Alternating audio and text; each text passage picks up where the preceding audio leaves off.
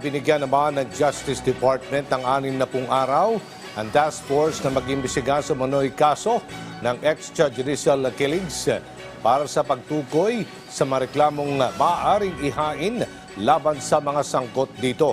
Sa panayam kahapon sa Bagong Pilipinas, sinabi ni Justice Undersecretary Raul Vasquez, magkikipag-ugnayan din ang naturang task force sa House Quad Committee, sa Senado, sa CHR at sa iba't ibang law enforcement para mangalap ng mga impormasyon. Sa oras na makakuha ng sapat na ebidensya, ay formal itong magsasampa ng reklamo sa DOJ.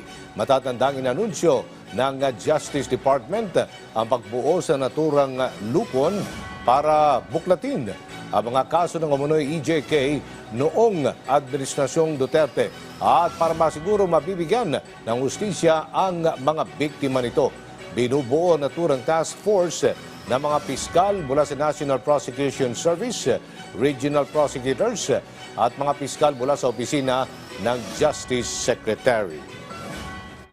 Ang task force na yan ay binigyan ng 60 days para magbigay ng update para malaman natin kung ano man ang pwedeng masundan, kung ano man yung pwedeng isampa at kung ano yung pagka may mga kasong pwede nang or ripe na ba yan ay pwede nang isampa sa preliminary investigation before the prosecution service ng Department of Justice.